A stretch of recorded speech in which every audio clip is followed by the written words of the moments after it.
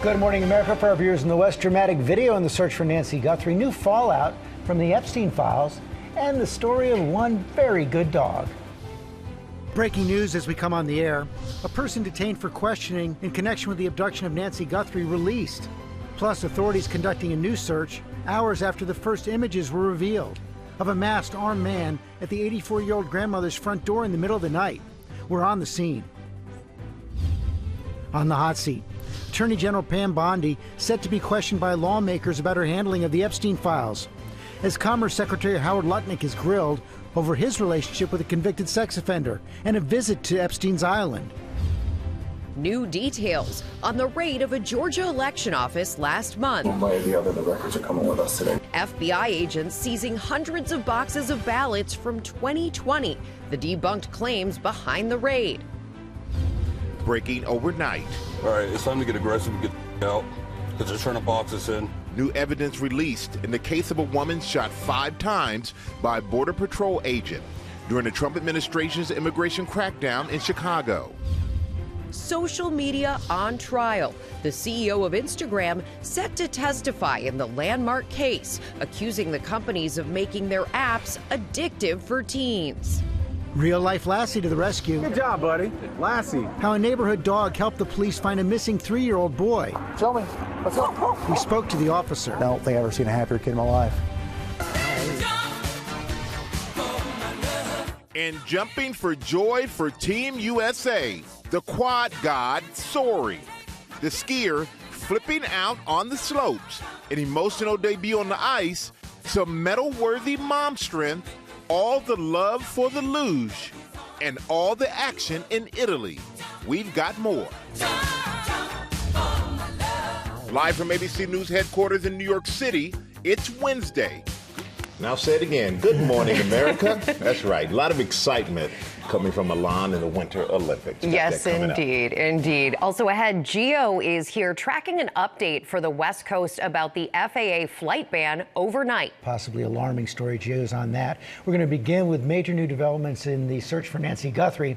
Officials in Arizona detained a person for questioning in connection with her abduction. That person has now been released. New video as well. I want to go back to Chief Investigative Correspondent Aaron Katursky, who's on the scene. Good morning, Aaron. It has been a frantic 24 hours here, George. A deliveryman was detained at a location south of here. He told us his car was searched, his home was searched, and then the authorities released him. And it all happened, George, as the FBI released those new images showing a man in a mask right here on Nancy Guthrie's doorstep. Overnight, a week and a half after Nancy Guthrie was last seen, an individual was detained for questioning in connection with her abduction. The Pima County Sheriff's Department said deputies detained a subject during a traffic stop south of Tucson. The subject is currently being questioned in connection to the Nancy Guthrie investigation. The person was stopped in Rio Rico, 51 miles from Tucson near the Mexican border. Forensic teams scouring the Nissan Rogue with Arizona plates, the doors and back hatch open. Investigators descending on this home in the small town for a search. A woman who identified herself as the homeowner said someone called in a tip reporting Guthrie was there. I don't know who she is. I don't know anything about her. They only said that they gave a tip that she was in my house. And I told them, you can go in and search my house. There's nobody there. She told reporters her son-in-law was the person detained by police. She identified the vehicle in a picture and said he's a delivery driver in Tucson, but insisted he had nothing to do with Nancy Guthrie's disappearance. Police releasing him overnight. He later spoke exclusively to our affiliate, KNXV. They were following me. And once I saw they were following me, I pulled over. They didn't even have to put a traffic stop or anything. I got off the car, and they arrested me as soon as I got off the car. They didn't even tell me what was going on until the detectives got here, like 2 hours before I got arrested. And then the detectives got here. It was the FBI agent in Santa Cruz County, and they told me I was being detained for kidnapping. And I asked them, like, well, kidnapping of who? And they told me this lady, I don't know her name. And Nancy Guthrie? Yeah, that's her. Only wanting to be identified as Carlos, he said he was held for hours at the scene of the initial traffic stop before being taken in. So police continue to search for this person in a ski mask, gloves, and backpack seen in surveillance video from Nancy Guthrie's front door. In the subject's waistband, what appears to be a pistol. The person can be seen approaching the house. A gloved hand tries to block the camera, appears to struggle with it, and turns his back to grab some brush. He places the branches in front of the lens. Savannah Guthrie quickly sharing the images on Instagram, writing, "Someone out there recognizes this person. We believe she is still out there. Bring her home." A day earlier, she spoke of her family's pain. We are at an hour of desperation, and we need your help. Sources told ABC News the Guthrie family was shown the new images before they were made public and did not recognize the masked figure. The video was unavailable until the FBI said it could be recovered from back-end systems with help from the private sector. Google has said it was assisting the investigation. The hope now is someone will recognize the subject's gait, height, girth, eyes, backpack, anything. It's not clear when the images were recorded, but investigators say the doorbell camera disconnected at 1:47 a.m. Sunday, February 1st, and about 40 minutes later, Nancy's pacemaker app disconnected from her phone. Overnight, investigators going door to door in the neighborhood where Savannah's sister Annie lives, peeking at properties and searching a drain pipe. This is now the 11th day of searching for Nancy Guthrie. There have been concerns from the start, Michael, about the fragile state of her health. And you take a look at those new images, you think how scary it must have been for an 84-year-old grandmother with an armed man in a mask on her doorstep in the middle of the night. Michael. I can't even imagine it, Aaron. Thank you for that. And for more, let's bring in ABC News contributor, retired FBI agent Brad Gibb. And Brad, thank you for being with us this morning. And what do you make of officials detaining someone for questioning and then releasing him? Michael, I'll tell you, in high-profile cases, these type of leads are typical. You get a call, they say, person X that lives at place Y, and at place Y, your victim, your person is at that residence. And so police apparently must have done a surveillance, stopped his car, interviewed him, and then I don't know what the probable cause was, but they clearly got in the house and searched his house. It looks like to be about 50 miles south of Tucson. So it will happen. It may happen again because it's the type of tips you get. But having said that, Michael, it's the type of tips that will resolve this case. Yeah, I'm pretty sure they're looking at every tip that they do get there, Brad. And with your experience, what do you see when you look at the surveillance video? I look at someone who doesn't know what he's doing. I mean, the whole idea that you would spend that much time at the front door and then go pull some sort of vegetation up and wave it in front of the camera. I'll tell you, Michael, any other setting, he would have gotten either confronted by the homeowner or somebody would have called him in. And he's about to go in and abduct a person, and based only on what I can see on the front porch with the blood, harm an 84-year-old woman. And it's like he's got all the time in the world.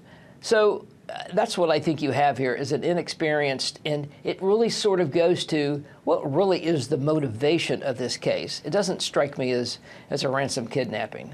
And how is the FBI putting together a profile of this individual? So if you, in particular, if you look both at the crime scene itself, how much time he spent there, and this new video released yesterday, you come up with somebody that, based on clothing, based on the backpack, the type of backpack he's using, he has a weapon, but he has a weapon stuck in the front of his pants. I will tell you, that is the worst place. I mean, many people shoot themselves who put weapons there. This sort of reeks of inexperience, maybe watch too many movies. But the point being, I think you can develop sort of a profile of a person that sort of fits, that would have those type of clothes on, who acted the way he acted, both on the porch, and we don't know what he did inside, but we have sort of end results. And I think the combination of all that will at least maybe help as you start to eliminate or not people of interest. And Brad, if it's not a ransom kidnapping, what exactly is it? Well, good question, Michael. The only thing I can tell you is other possibilities are, is this some sort of psychologically driven crime? Is this guy had some obsession, possession? Does it have anything to do with Nancy? Maybe, maybe not. Does it have something to do with somebody else in the family? Maybe. Or it may have nothing to do with that. But the idea that he took as long as he did, there's something going on with this guy this is like personal, but I don't know personal, but relationship-wise, that in his head, there's something about that he needed or wanted to do this.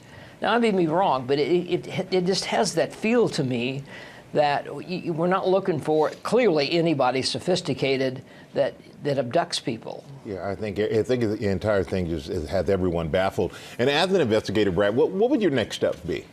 So you're going to get a ton of leads, Michael, like the one yesterday with the car stop and the search. It's just going to happen.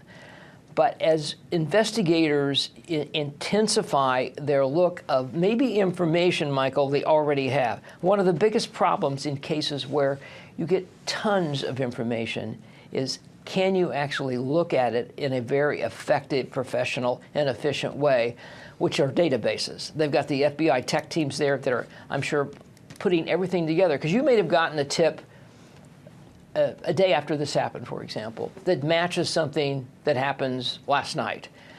And that may be the lead that finds Nancy. All right, Brad Garrett, thank you so much for your time and your expertise. We appreciate you. Rebecca? Thank you, Michael. And please, please do call that number at the FBI. We had it up there on our screen just a moment ago if you have any information. All right, we're going to turn now to breaking news for our viewers in the West about the FAA first announcing a halt on flights for 10 days over El Paso, Texas and Santa Teresa, New Mexico, citing special security reasons. Our transportation correspondent, Gio Benitez, is tracking the latest developments. Gio, this was highly unusual. What are you hearing they're saying now? Yeah, Rebecca, this was a very strange move earlier this morning, and now we're learning that the FAA has reopened the airspace, but these were really unprecedented restrictions. So here's what happened. They closed the airspace over El Paso, Texas and Santa Teresa, New Mexico. The FAA prohibited all flight operations there, only citing special security reasons. Sources now telling ABC News this was originally a preemptive measure by the FAA because of military drones in the area and the Department of Defense not sharing information with the FAA. The FAA essentially concerned about flying blind. So in a statement to ABC News, El Paso Airport authorities said that the restrictions halting all flights were issued with very short notice. They urge passengers, of course, to check in with your airlines, even though that airspace has reopened. This was also incredibly risky for medical situations because the FAA was not even allowing medical helicopters in the area. So very serious, of course, for those who needed major medical attention. El Paso is also home to one of the largest cargo facilities near the U.S.-Mexico border, and these restrictions included all cargo flights as well. So GHL tells us that it was working on contingency plans to minimize that impact on customers. But again, we're told that the airspace has now been reopened. George. Hey, Gio, thanks. We're going to turn now to new questions on the FBI raid on a Georgia election office last month after release of the search warrant based on debunked claims from an election denier working for President Trump. Senior political correspondent Rachel Scott has the story. This morning, details from a newly unsealed affidavit shows that years-old disproven claims from 2020 election deniers led the FBI to raid the Fulton County, Georgia elections office late last month. One way or the other, the records are coming with us today. According to the affidavit, the criminal investigation began after a referral from Kurt Olson, an attorney who played a pivotal role in President Trump's attempt to overturn the 2020 election, which he lost, and who the president recently appointed to investigate allegations of election fraud. The affidavit citing allegations that Fulton County failed to create a scanned image of each ballot, that some were scanned multiple times, and that some ballot counts were inconsistent. But some of the claims cited have already been investigated and disproven through audits by state officials and by several courts.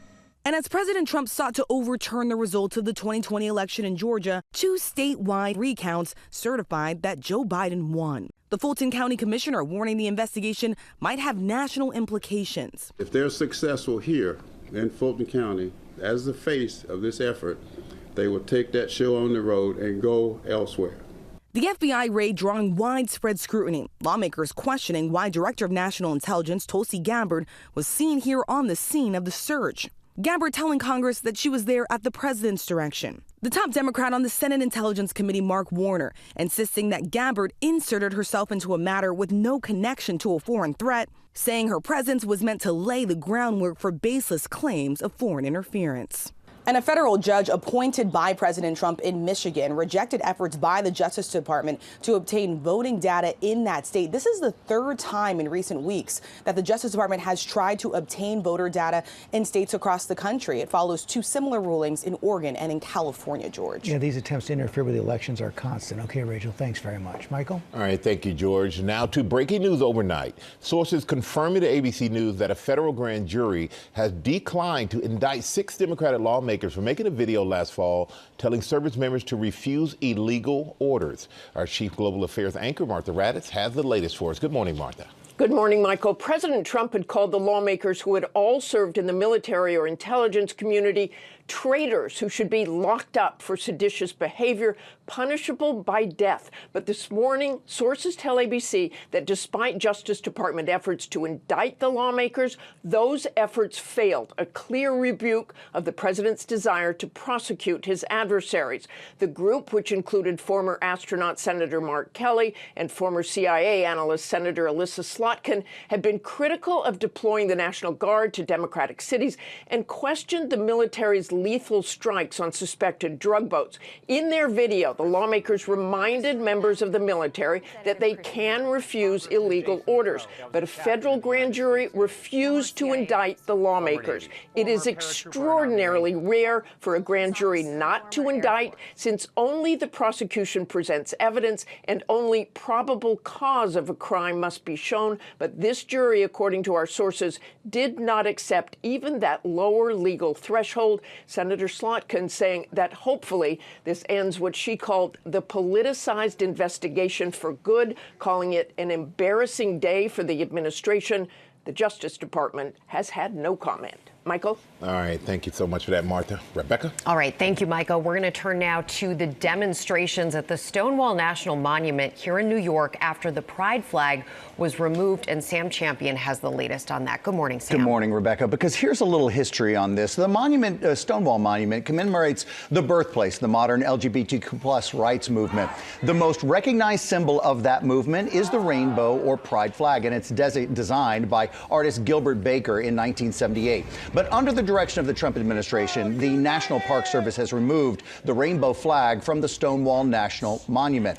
Under new guidance, only U.S. flags or ones authorized by Congress can fly at sites run by the National Park Service. There have been peaceful protests since the removal of the flag. I do need to say it was designated a national monument by President Barack Obama in June 2016, and it became the first federal monument dedicated to LGBTQ plus rights. Thank you, Sam. Yeah.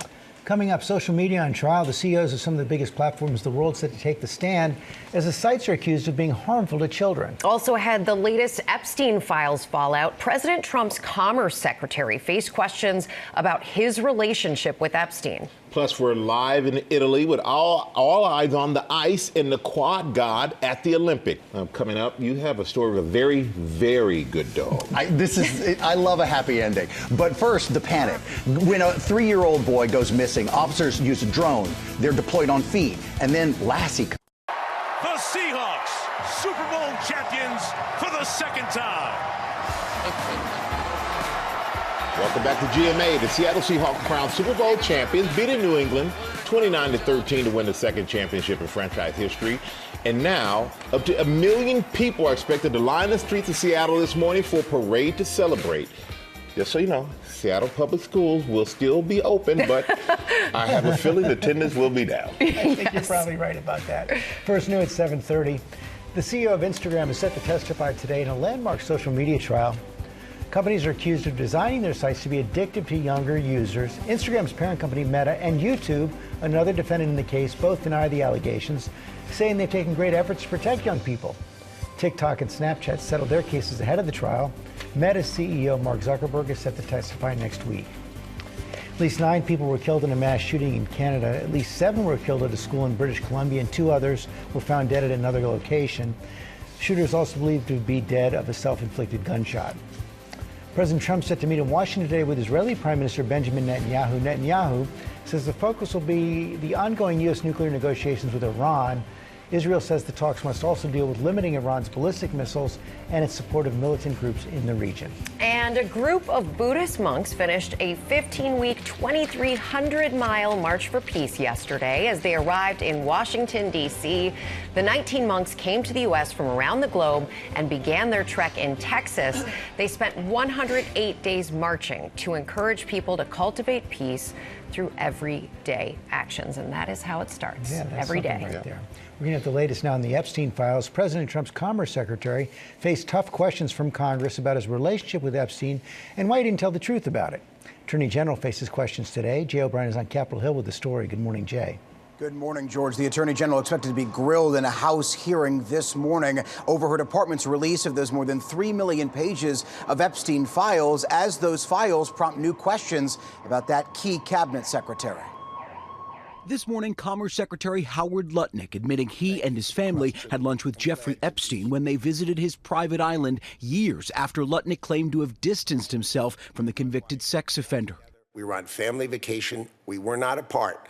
To suggest there was anything untoward about that in 2012, I don't recall why we did it, but Mr. Secretary. Lutnick telling senators he barely had anything to do with Epstein, who died in jail in 2019.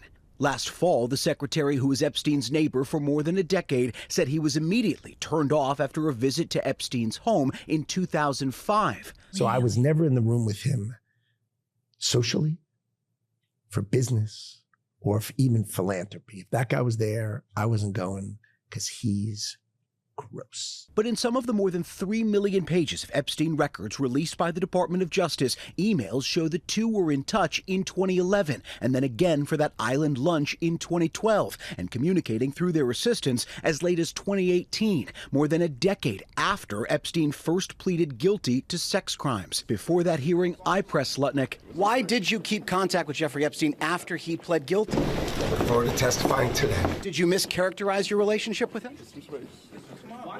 Facing calls from Democrats and at least one Republican for Lutnick to step aside, the White House standing behind the secretary. Secretary Lutnick remains a very important member of President Trump's team, and the president fully supports the secretary. All as new revelations from that trove of Epstein records paint a startling portrait of the deceased convicted sex offender. This email from 2014 showing Epstein asking his longtime pilot to obtain cameras for one of his homes, asking for 3 motion-detected hidden cameras that record. His pilot replying, "It's amazing how small they are. I'm installing them into Kleenex boxes now. I'll bring them by later today." That pilot telling ABC News he has no comment regarding his mention in the DOJ's files.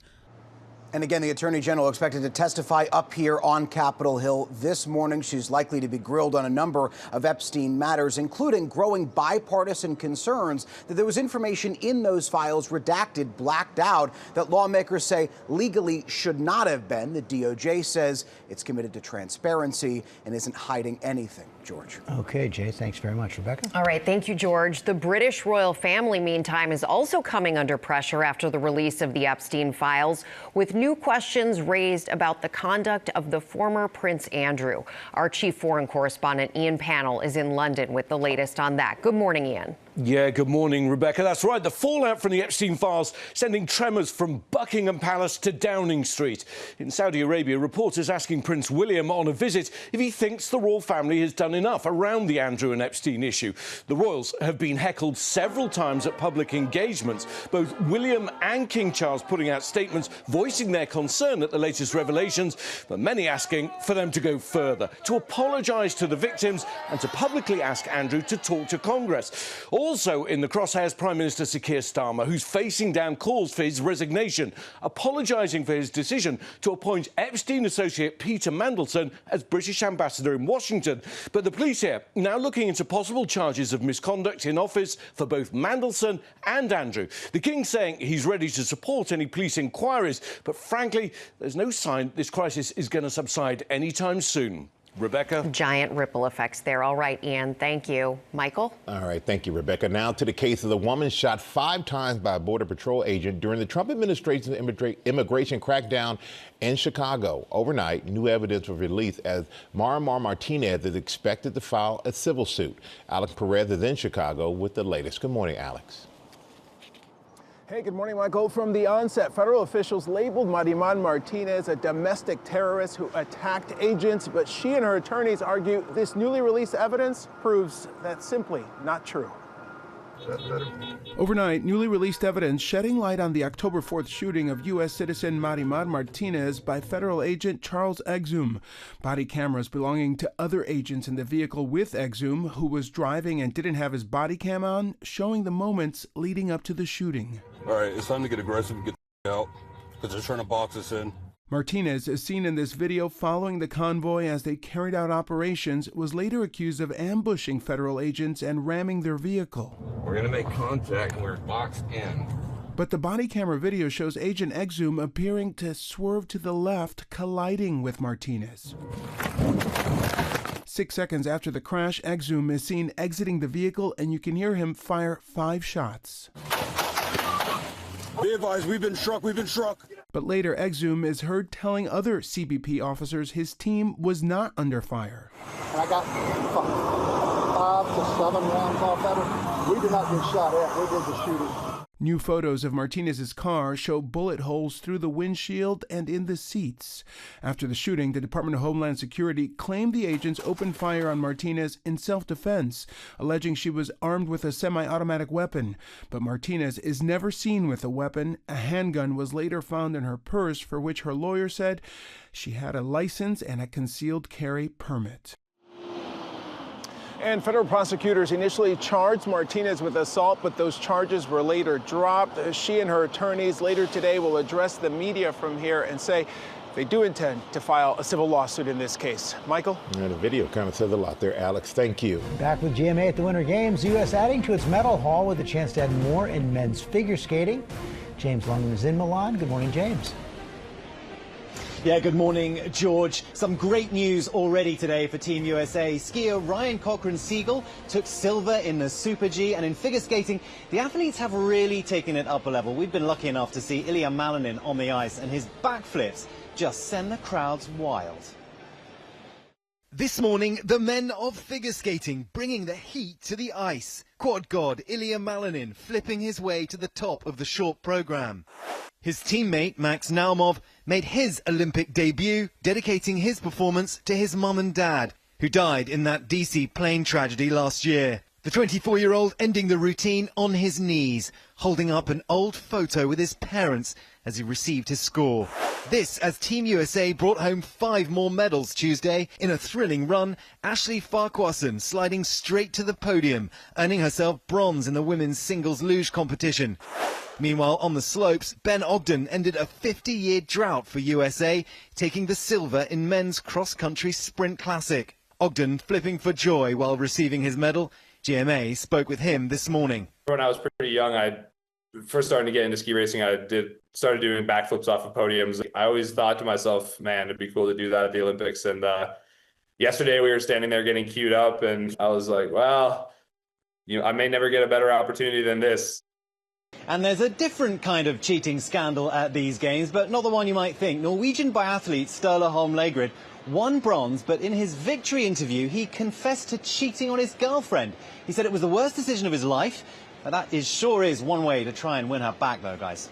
James, thank you for that. And that interview got a lot of attention from all of us here at the desk. You got to wonder what would have happened if he hadn't won. Like, would he be sharing this with the girlfriend? Well, maybe it was his chance to really let her know how much he loved her. Well, he did win. Back. Time now for the play of the day. In the real-life Lassie helping police find a missing boy. The dramatic moment was captured on body cam. Sam, you have the story for us. All right, Michael, here's the setup.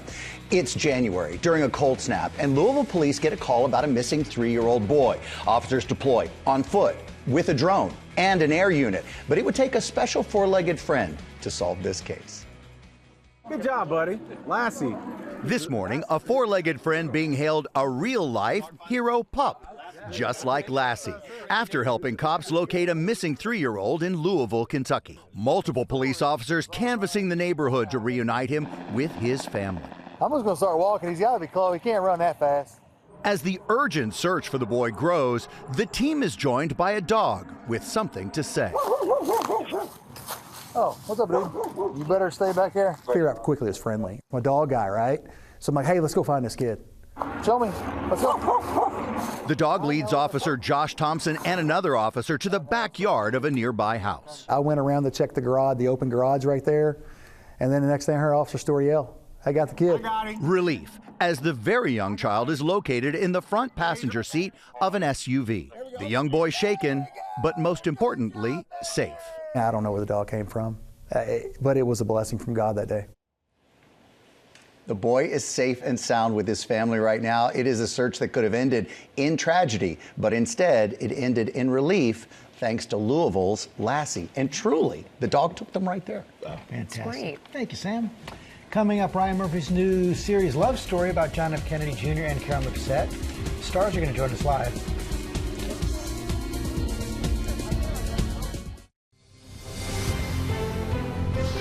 Good morning, America. It's 8 a.m. Breaking news. A person detained for questioning in connection with the abduction of Nancy Guthrie released. Plus, authorities conducted a new search hours after the first images were released of a masked armed man at Nancy's front door the night she disappeared. Aaron Katersky is tracking the very latest on the scene. Medal-worthy mom strength. So I had the baby, she was still pregnant, but we needed to keep competing. Maggie Rulli spoke with some of the elite moms going for gold in Italy about scheduling pregnancies, competing, and they wouldn't have it any other way. Love Story stars. It's a question of if I'm cut out to be Mrs. JFK Jr. Ryan Murphy's new series about JFK Jr. and Carolyn Bessette. It was nice to meet you, John. Do you think I could get your number? Sarah Pidgeon and Paul Anthony Kelly portraying the couple. They join us live in the studio, and they're saying, Good morning, Good morning, America. Live from ABC News headquarters in New York City, it's Wednesday. Good morning, America. There is a lot of hype for that new show. We cannot wait to hear from the stars. And good morning, America. And good morning, Milan. James Longwood is live in Milan with the Winter Games. And James, you're going to show us the skeleton this morning? Yeah, that is right, Michael. So Laura and I tried luge, where you lie on your back facing up, while in skeleton, you go down the track head first. And if that sounds scary, well, it was. Yeah, it sounds like a no thank you right here. I saw the feet first. That wasn't too good. Hopefully it's better. Thank you for doing that for us, James. Also ahead, Dr. Tara Narula is here looking at a new study on exercise to help reduce depression and anxiety and some of the best activities that you can be doing for your mental health. That is all coming up. First look, the top stories breaking at 8. We start with a new development overnight in the search for Nancy Guthrie. Officials in Arizona detained a person for questioning in connection with her abduction. That person has now been released. I want to go back to our chief investigative correspondent, Aaron Katersky, is on the scene. Good morning, Aaron. Good morning, George. The Pima County Sheriff's Department and the FBI raced to a location south of here, detained a delivery man, searched his house, and then just a few hours ago, they let him go. Overnight, a week and a half after Nancy Guthrie was last seen, an individual was detained for questioning in connection with her abduction. The person was stopped in Rio Rico, 51 miles from Tucson, near the Mexican border. Forensic teams scouring the Nissan Rogue with Arizona plates, the doors and back hatch open. Investigators descending on this home in the small town for a search. A woman who identified herself as the homeowner said someone called in a tip reporting Guthrie was there. She told reporters her son-in-law was the person detained by police, but insisted he had nothing to do with Nancy Guthrie's disappearance. Police releasing him overnight. He later spoke exclusively to our affiliate, KNXV. They told me I was being detained for kidnapping. And I asked them, like, well, kidnapping of who? And they told me this lady, I don't know her name. And, Nancy Guthrie? Yeah, that's her. Only wanting to be identified as Carlos, he said he was held for hours at the scene of the initial traffic stop before being taken in. So police continue to search for this person in a ski mask, gloves, and backpack seen in surveillance video from Nancy Guthrie's front door. In the subject's waistband, what appears to be a pistol. The hope now is someone will recognize the subject's gait, height, girth, eyes, backpack, anything. With no one in custody, Michael, authorities are hoping someone will recognize something from that new video a week and a half now into the search for Nancy Guthrie. Michael.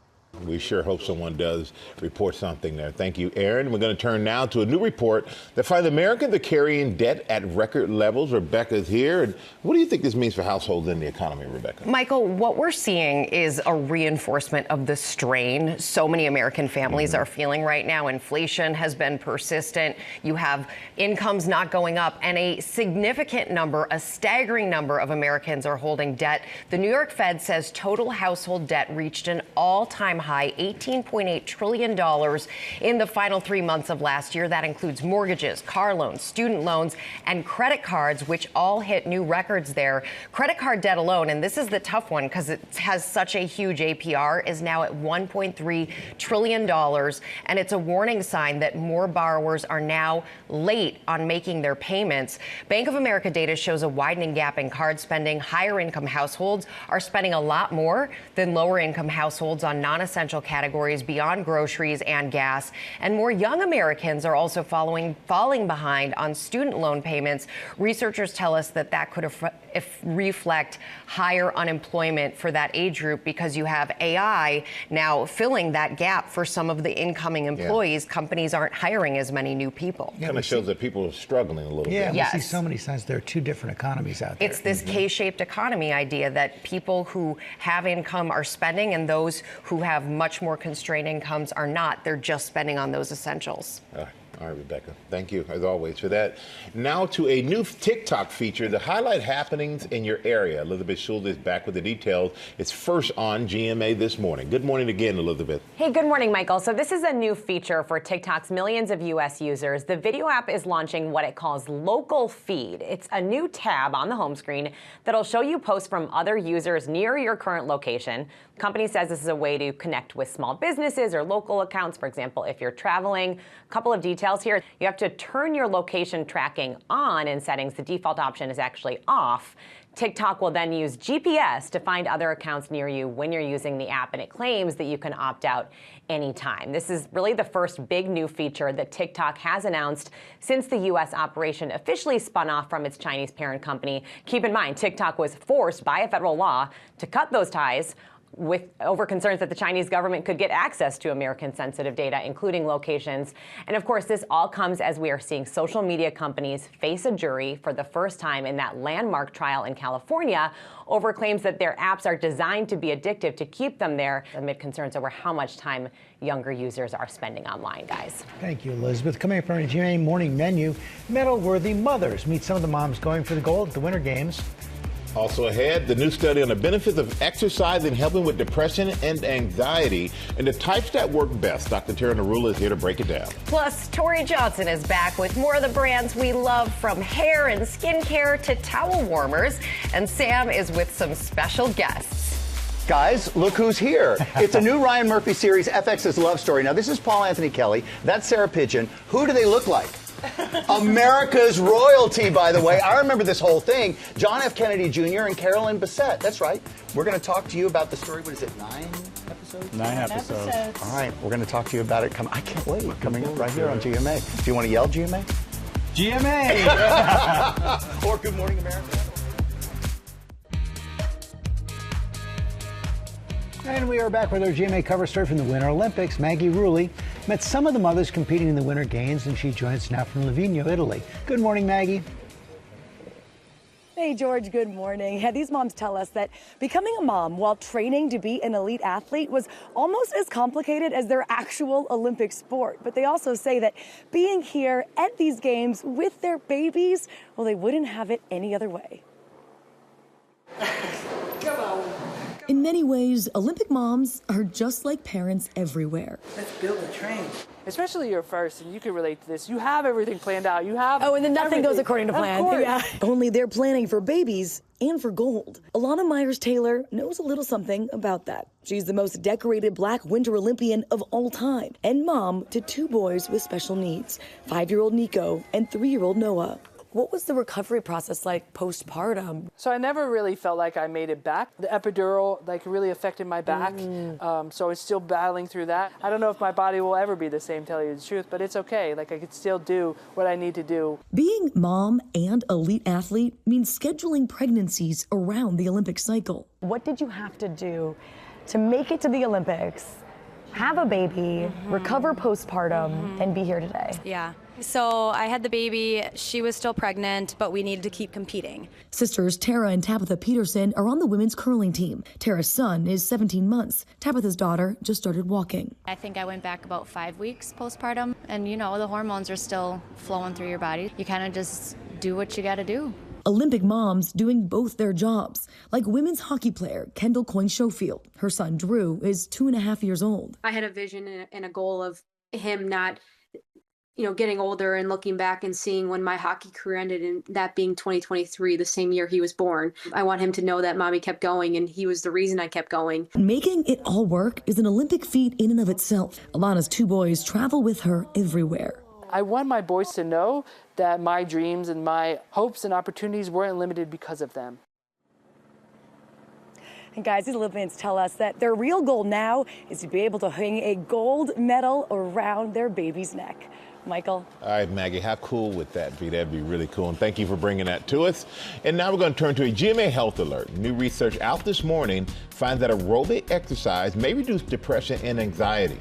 Our chief medical correspondent, Dr. Tara Larua, is here with more. And Doc, good morning to you. And good morning. Tell us about the research. This was an analysis of a large group of studies of individuals of all ages who had depression or anxiety to look to see what types of exercise, what forms and frequency might help alleviate symptoms. And so they found that essentially exercise had a moderate size beneficial effect for depression. It had a small to moderate size beneficial effect for anxiety.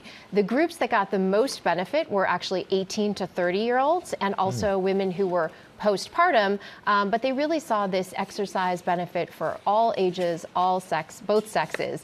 And they said that actually the benefits were on par, if not better, than treatment with medication or even talk therapy, which I think is really interesting to point out. And the authors say, look, this should really be recommended as first-line therapy for people with mental health issues like depression and anxiety, with almost like a tailored prescription for them. Wow. And so what kind of activities are you talking about? So they looked at aerobic activities, which we think about being like cycling, walking, running, swimming, resistance or strength training, and then mind-body, which would be things like yoga or Tai Chi. And when they broke them down for depression, it did seem like aerobic exercise and also group and supervised exercise was most beneficial. And you can imagine the group setting, there's also a social component, which could be helpful for depression. And then for anxiety, they found all forms of exercise were beneficial. And they did say that lower intensity and also shorter term, less than 8 weeks, seemed to somehow have more benefit for anxiety. So working out does the mind and body good? It does. And of course, it's one tool that we have. Therapy is hugely impactful. For some people, they do need medication. But really, the more we talk about this, the more we look for it and really refer people for it, we can make a big difference. In our hospital system, we're actually asking every outpatient when they come in once a year a depression questionnaire so that we can then refer them for help. So this is something that should become, standard. Yeah, really. I agree with you. Yeah. All right, Doc, thank you as always for all the information. Appreciate you. And time now for Pop News with you, Sam. What you got? All right, Michael, come on over to the couch and join us. Now, I always hate to disappoint George, and he always likes it when I bring a prop. So this is the best I could do, George, because it's a small one and an even smaller. No, because they won't trust me with the real one, George. They just wouldn't. And I, of course, have not won one. All right, we begin this morning with the road to the Oscars, and yes, kids, we're almost there. The annual Oscars luncheon celebrating the 2026 class of nominees was held yesterday in Los Angeles, and we saw Best Supporting Actress nominee Tiana Taylor having a really cute moment on the red carpet with Hamnet producer Steven Spielberg. Look at this. And then Spielberg was spotted chatting with one battle after another star and Best Actor nominee Leonardo DiCaprio. But our favorite moment? So the most famous people in the world got name tags. And they were given out, but they weren't required. And one person who made sure that he wore his name tag was Ethan Hawke. And I just love that. He follows the rules. Right. Hi, I'm Ethan Hawke, right? And then before all this, they took their picture. This class of this year's nominees posed together for their annual photo, the 98th annual Oscars, hosted by Conan O'Brien. Air Sunday, March 15th, right here on ABC at 7 p.m. And we'll be on the red carpet and behind the scenes with all your favorite stars, continuing on our GMA Oscar party after the next morning. Great incorporation. Thank you. George, I hate to let you down. Thank you. All right, then this morning, get ready for a zombie takeover, but this time the zombies are bringing their friends. The Descendants, the highly popular Disney stars, are coming to your screens again, and this time from the stage. Disney announcing the Descendants Zombies World Collide concert special Say that again. And we can now exclusively reveal the trailer. Take a look.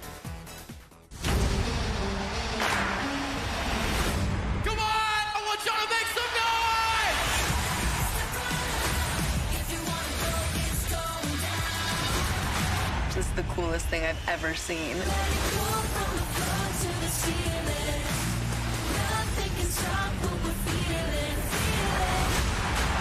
It's been an amazing journey. It is all true. Zombies are big, but the Descendants are just bigger. And we know you're in for a good show because we had the stars of Zombies 4 in our studio last summer to perform. I know you remember this. They blew us all away. The Descendants Zombies Worlds Collide concert special. Yeah, I did. Said it again. Will premiere February 19th on Disney Channel and will be available to stream the next day on Disney+. And finally in pop news, we're saying... Oh, baby, baby. That's right. Thank you, Michael. We are saying, oh, baby, baby. To music news, Grammy-winning superstar Britney Spears has sold her music catalog, and we can confirm that the Princess of Pop, who rose to fame in the 1990s with hits including Baby One More Time and Oops, I Did It Again, has sold her nearly 3 decades of music to Primary Wave. No word on how much this deal is worth for Spears. Incredibly popular songs, but experts estimate the purchase is sitting in the 9 figures. Wow. Now, I'm just picturing a number with a whole bunch of zeros behind it, all going into Britney Spears' bank account, all right? In her career, Britney had 36 songs. They hit the Billboard Hot 100. That's a big career. That's a lot. Do you have a favorite Britney song? Well, I'm hearing Toxic, and I loved, that was probably my number one. I loved the video. Okay. Michael? Nothing special jumps out at you, George? Nothing, George, jumps out at you? I just seconded Rebecca. Oh, okay. Hit me, baby, one more time. There we go. It is time now for Deals and Steals, and Tori Johnson is back with more of the brands we love, and we always love having you here, Tori. Thank Good you. morning. We are starting with Keisha's favorite. She just pointed to this and She gave did a me little big dance. cheers. Exactly. She loves Love and Fit because this is the stay put legging. Like, you can say goodbye to the slip and roll. Thank These you. stay in place because of this special grip that's in the midsection in the waistband right here. So everything stays up. Squat-proof leggings. They also have a nice thick compressive fabric so that you get sort of like that nice contoured figure shape. It's an unbelievably soft fabric that gets softer with every wash. These are a favorite too because they've got pockets on both sides for your essentials right there. We've got 3 different lengths, assorted colors, and they're all 50% off. Nice. Okay, this is Bondi Boost. Yes, I love these products. Thinning, shedding hair often happens because of, it could be either stress, hormonal changes. That is what this line is designed to help with. HG right here is their hair growth collection. This is designed to help restore your healthiest hair starting at the scalp. So we're talking about rosemary, aloe, peppermint, those ingredients that really help with scalp health. We also have their repair collection if you've got damage that's come from color or heat, the thickening collection, and then of course their popular blowout brush, which combines the convenience of the heat with the ease of use of a round brush. Everything here is slashed in half. We were just talking about this blowout brush this morning and how useful it can be. It's a good one. Murad, a couple of my favorites here from Murad. You guys always love Murad. These little tubes right here, targeted pore corrector, targeted wrinkle corrector. What's great about both of these is that you get that immediate blurring help, but then also with consistent use, that long-term minimizing the appearance of pores, minimizing the appearance of wrinkles. I also like this little dewy skin kit. I talk so much about hydration. Oftentimes people aren't sure what to get. This is a really great kit. The deal on this I think is like $20, and it's a great way to try 4 hydration products before you commit to the big ones. Everything from Murad, 50% off plus free shipping. And especially helpful this time of year. Yes. Okay. Crush grind. One of the most beautiful ways to get the perfect grind. You want to here? I have a plate, so you could do a little. You could do a little demo turning that there. There you go. So what's fabulous about these? There you go. Works beautifully. Also looks beautifully. It's got a Danish designed mechanism, so you get a pure, perfect grind every single time, whether you want coarse or super fine. They also look beautiful on the the table. Then we have these really beautiful glass pitchers These that are great beautiful. for infusing water, tea. So if you just want an elevated experience with products that are going to last, no rusting, no wearing out, this is the line for you. Everything from press grind to slashed in half. Great counter appeal. So beautiful. So nice. Beautiful. Okay, Food Huggers is finally back. These are really great products that are designed to make your leftovers last longer and also eliminate waste of like plastic use that you would typically. So there's when an you have, actual thing for the avocado. Yes, for the half of the avocado. So I don't have to eat the whole avocado. There you go. For the half a stick of butter, for the piece of cheese, whatever. They come in a big variety of sets that they've created for us. So smart. They're so smart. No more plastic. The bundles are 50% off. Great. Really smart from Food Huggers. And then finally, we love a Zadro towel warmer. So you can put, feel how nice that is. This feels so good. This is like a spa-like experience at home, especially when it's so cold, but really year-round. Feel how nice this is. You could put a t-shirt in there, socks, a towel, a robe. You get 15 to 60 minutes set on the timer, plus an automatic shut-off. We've got a big variety of styles, including a folded one. Rebecca, all 50% off. Thank you, Tori. This feels so good. It feels I just want to give right? it a nice little hug. There you go. Tori, you know this. We've partnered with all these companies on these great products, and you can get them at gmadeals.com or that QR code on your screen. It takes you right there. We'll see you back here tomorrow with more brands we love, and we'll be right back with Lara and James. Welcome back to GMA, live from New York City. Welcome back, everybody. It's time for the Winter Games. Our James Longman is in Italy now. But before going, he and Lara went to Lake Placid to try some of the Winter Olympic sports for themselves. Well, yesterday, you see there, we watched them slide down the luge track on their back. So this morning, we get to see if they can do it head first. Oh no. Yeah. Oh, no. Hey, James. Yeah, this got real. The sliding sports, bobsled, luge and skeleton are some of the most dangerous of the Winter Games. Rocketing down that icy track on the luge, you saw it there, it was scary enough. Now imagine doing it head first. You're on a tiny sled with your face just an inch from the ice and you're hitting speeds of up to 90 miles an hour. So of course, I had to give it a go. How are you feeling right now? A little bit, a bit sick, but you know. You're going to run as fast as you can and hurl your body down the ice head first. I think I may have put the wrong shoe on my right foot. Oh, you did? You have the shoes on the wrong feet. We're off to a great start here at the skeleton. With Laura sitting this one out, I've decided to put my life on the line to try another sledding staple of the Winter Games, skeleton. Only this time I'll be staring right at the ice. This is how close my face has to be to the ice. I'm not thrilled. This is terrifying. Unlike luge, skeleton is head first at breakneck speeds. So we've come to the Mount Van Hovenberg Ice House in Lake Placid to get some tips from USA skeleton coach Kenny Howard. How am I steering this thing? So on the sled, you're actually steering with your shoulders and knees, and you're just talking the body like this. And this just manipulates the stills. Yes, you can. Yes, that's it. It's dancing basically down the track for the most part. You're dancing. Olympic fun fact. USA won the very first gold medal at the very first Olympics, San Moritz in skeleton. And today, James is not going to win gold. No. Who is that masked man? At last, it was my time to shine. GMA. GMA. Taking to the skeleton, James Longman. Very quickly, I realized Kenny had gone over everything with me.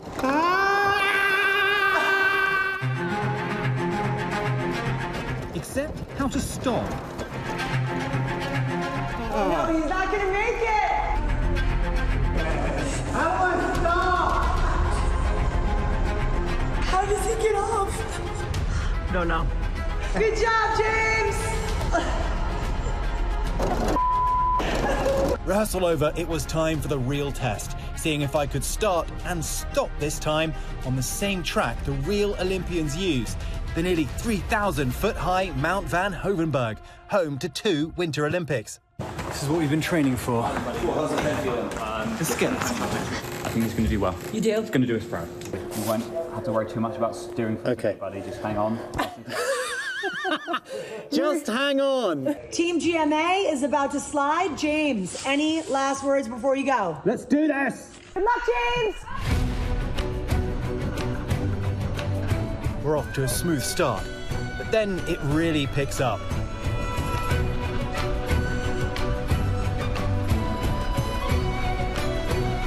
Fortunately, I had a little help at the finish line. Whoa. I'm not gonna lie, that was scary, but it was fun. It was really fun, and I didn't die, so I think that's the result. The luge was scarier than that. This felt, I was more in control. I'm so proud of you. Now, you should know that within seconds of starting, my helmet fogged up, so I had no idea where I was going. You saw Kenny there, our coach, who was shouting at me to steer, but honestly, I couldn't even remember my name by the end of that. But the point of all of this is for us to get a feel for what these athletes are up against, and guys, I have mad respect for them. Summer Olympics might be hard, but the Winter Olympics might actually kill you. Well, James, we want to applaud you. Because that was very brave of you. Wow. And like you said, we're glad you did not die, my friend. And, you know, you have an update for us. You have an update on a Norwegian skier who confessed to cheating on his girlfriend. What's the update? Yeah, fresh off the press. I'm afraid it's too late now to say sorry. Sturla Holm Legrid was hoping for a reconciliation, but the former girlfriend has actually now spoken to Norwegian media just this morning, and it sounds like it's a no, guys. She said his infidelity was hard to forgive. Not even a medal could seal the deal. Should have thought about that. Tried. Oh. All right, James. You think I can get your number? I don't give my number out to strangers. I just met you. You could be a serial killer for all I know. Oh, come on. That'd be way too much of a commitment. How about I give you my number? That way the ball's in your court. I don't want to get your hopes up. Please, I'm not about begging in front of all of my closest friends. You know where I work. Try resumption. It looks like it worked. That was a clip from the new Ryan Murphy series. Paul Anthony Kelly and Sarah Pidgeon portray John F. Kennedy Jr. and Carolyn Bessette in FX's Love Story. Here they are right now. Welcome. Great to see you guys. Hello. Boy, you are the spitting image of that couple. Oh. Thank you. What kind of a responsibility is that to take on a real-life character? Oh, I mean, I think you have a responsibility anytime you take on a character, but I don't think it was ever lost on us that, you know, we had a duty to bring as much truth and integrity to their legacy as possible. Such exciting roles to take on. Absolutely. Yeah. Had you heard before you got this role that you look like John F. Kennedy Jr.? I had gotten it a few times previously, yeah. Tell us about the process, because you actually beat out 1,000 other actors for the role, and this is kind of your first big starring role. That's correct, yeah. Yeah, it was, you know, a regular audition process that went into a chemistry read with Sarah, and then we had chemistry kind of right off the bat, and then we had a screen test, and that was kind of that. Tell us about the chemistry read. Oh, I mean, as soon as Paul walked in, it's like, look at him. You know, it's hard not to see JFK Jr. And then, of course, just the energy and talent that Paul brought to it. I think it was sort of a no-brainer. Everyone was so excited. Yeah, just so thrilling. I'm so glad we're partners on this. How much did you all know about the couple before you took on this role? I knew Carolyn through Instagram, Pinterest. You know, she's on every mood board, really. But I mean, I think we'd both say we're far more knowledgeable about the two of them now. Absolutely. Yeah, we did quite a bit of research. But Carolyn, she's a tough one to get to know because she really wasn't out in public all that much. Absolutely. I mean, I think that was what was a part of the challenge, but also so exciting to take on and figure out through this research of who Carolyn was, not only with John, but the life that she led before she met John as well. I'm excited for audiences to see that depiction of Carolyn's earlier years. And in some way, John F. Kennedy Jr., a different challenge. People my age, my generation, knew him from when he was a tiny little boy. He was everywhere. Yeah. Yeah, absolutely. I mean, he's such a well-documented individual. I think for me to take on that role, I had a wealth of knowledge to rely on and just really dig deep, do some good work. You got to do some work with Naomi Watts, who played Jacqueline Kennedy, and what was that like? Yeah, I mean... Oh, it was incredible. Yeah. Naomi Watts, I mean, she's a legend. And what a gift to work with her. Such a pro as well. Yeah. I mean, and the coolest person ever. She's so cool. Yeah. Did anything you learned about Carolyn surprise you? Gosh, I think just delving into those earlier parts of her life, while she is such an enigmatic figure in history, I think sort of getting into those details of the life that she led before her relationship with John was really exciting and surprising, and it just makes sense considering how iconic she is, that she had such a vivacious, wonderful life, pre and post meeting John. What do you hope people take away from this story? Because a whole new generation is going to be introduced. Yeah, well, I think just that, the introduction to a whole new generation of a story that just rings so true. They were such beloved individuals. And the whole base of the story is love. And I think that's something that everyone can relate to. And, just have fun with it. Yeah. Well, we look forward to it. It comes out tomorrow. FX's Love Story of John F. Kennedy Jr. and Carolyn Bessette premieres tomorrow at 9 Eastern on FX and Hulu. Let's go to Ginger. Thank you, George. And we are already in the countdown to the Grammy Awards next year. And right now, we are happy to announce that 14 new recordings will be inducted into the Grammy Hall of Fame this summer during their annual ceremony. They include Janet Jackson's iconic Rhythm Nation 1814, chart-topping album Tupac's All Eyes on Me, which turns 30 this year, by the way, Selena's album Amor Prohibido, and so many more.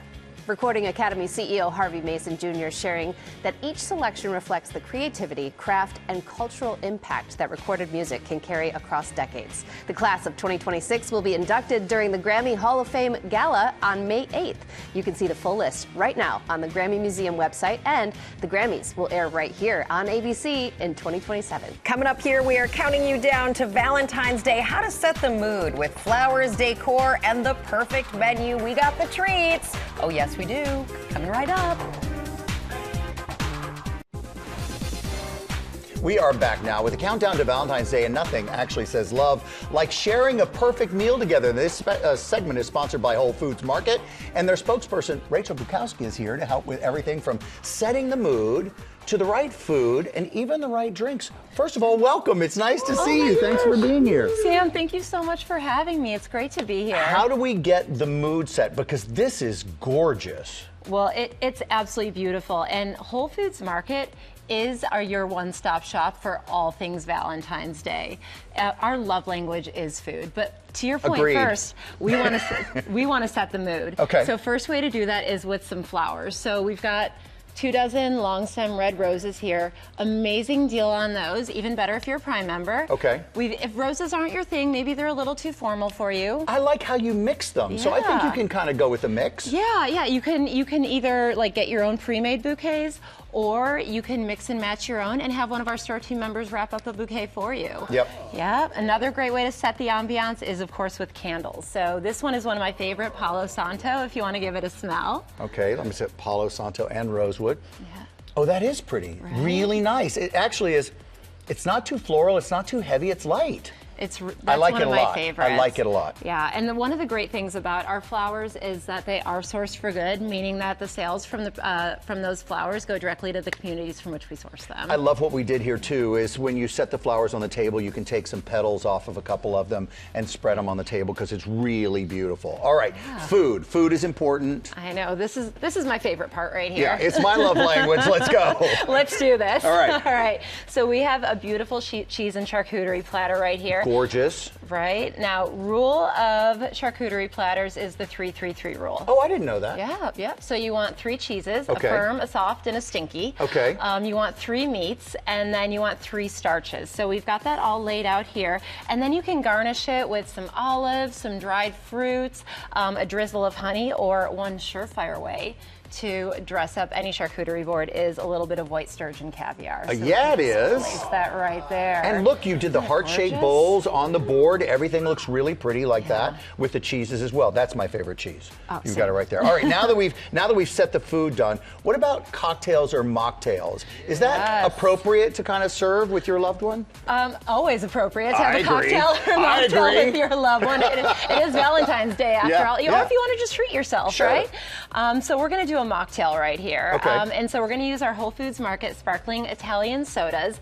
We have a ton of different varieties. Yeah, look at the flavors. Yep, different flavors. Strawberry is one of my favorites. We've got plain, but you can just do a great... I'm going to go with the mango. What All right, will we yeah, do? yeah. All right, let's give it a try. So you can muddle up some fruit, Okay. any fruit, your favorite fruit, and you're just going to pour over some of this Italian sparkling water. Which and looks easy. It is easy. It's You can do this in so easy. seconds. Yeah. And the fruit is already in the fridge, so you can put this together. I would add a couple of nice little shaped ice cubes in Yeah. there. Make it good. Might even zhuzh it up, make it an adult beverage.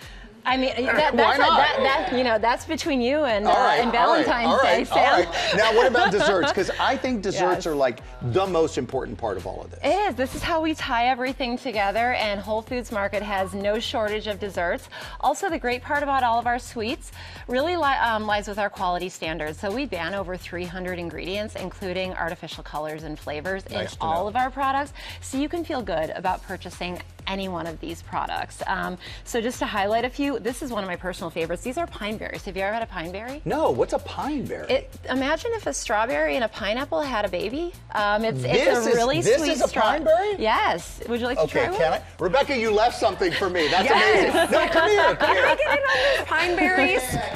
Okay, here I come. Oh my gosh, that's Right? delicious. They're so good. It's I like have to try a pine berry. That one. It is delicious. Yeah, it's a sweet strawberry with a little hint of pineapple. This is excellent. Yeah. Okay, I just learned something new.